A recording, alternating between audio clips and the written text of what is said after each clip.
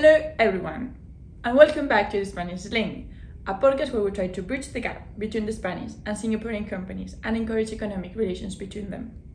Do you know that in most Southeast Asian countries there's a lack of drinking water?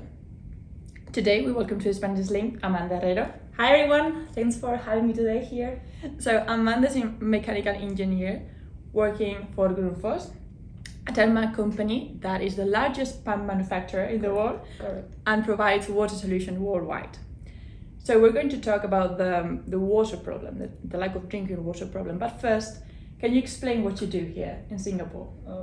So here I'm working for a sales department and we are launching new solutions in Southeast Asia with a special focus in Singapore because these solutions are more aligned with the Singaporean government guidelines and are towards greener solutions and more sustainable.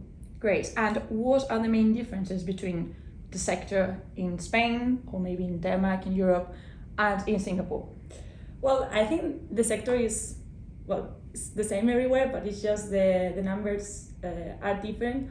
Of course, if we look at Singapore, the landscape is big buildings, big commercial buildings, big residential buildings. Like in Spain, we look at Spain, the landscape are smaller commercial buildings. Also, we live in, maybe if we look at my hometown, is maybe 4 levels, not more than that. So of course we need different pumps, smaller solutions.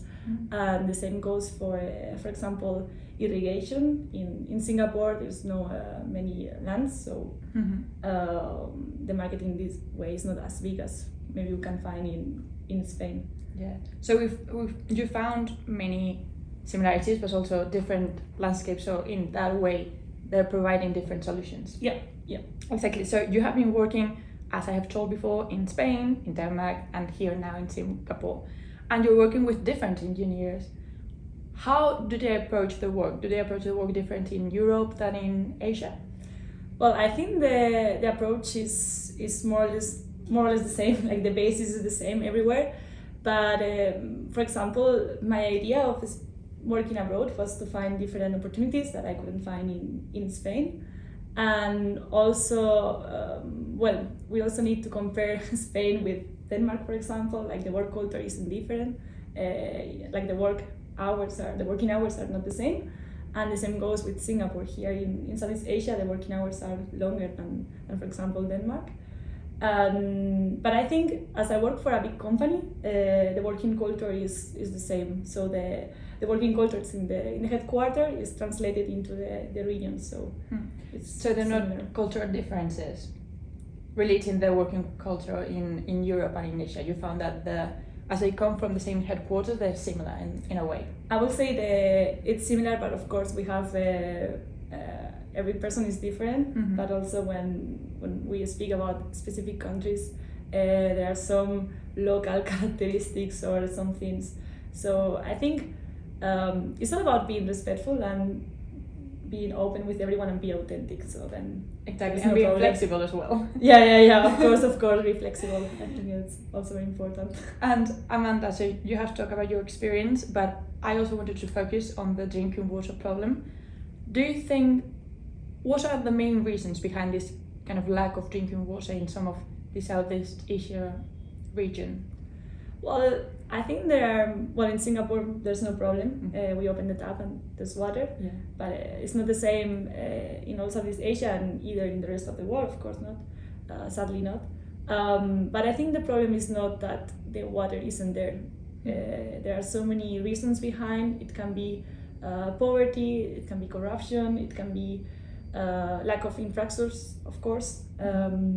So it depends on the country, and it depends on the region also and how they are tackling this problem.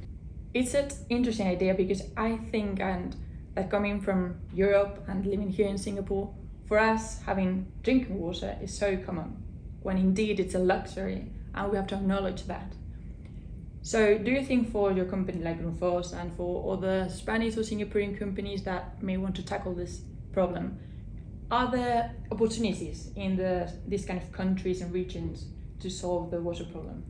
I think, opportunities everywhere because everyone uses water. It's something that is a luxurious product, but we need it, no? Exactly.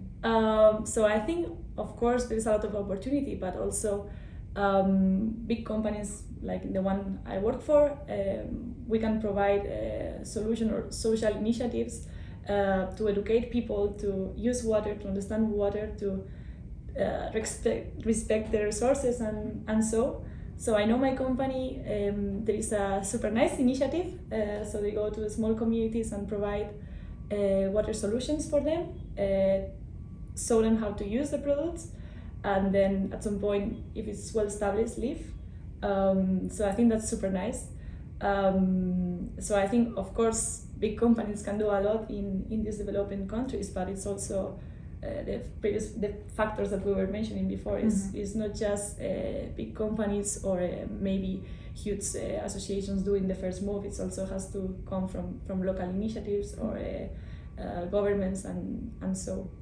And I think it's also a lot of opportunity in developed countries because we need to provide greener solutions and more smarter solutions, and education it's key for this problem. And I think everyone needs to be aware that water is a luxurious product, and we have to make a good use of it. Yeah, but there's, I mean, such interesting ideas that education, of course, is really important, but of course that all the stakeholders, ourselves, governments, companies, they need to have social responsibility in this area. I think it's so important to be aware of that.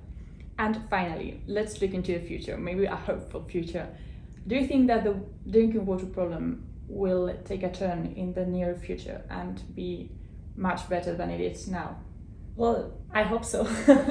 I personally don't know how it's gonna look, the scenario from now to 40 years. But I think also we are developing, like technology changes rapidly, and many innovative solutions are being just developed. So if we have the knowledge, why not implementing in developing countries? Exactly. So of course there is a lot of work to do, but I think humans can do it. Yeah. Well, let's hope that with work and that with social responsibility we can tackle this situation and improve it. Thank you so much, Amanda, for being here. Oh, thank you so much.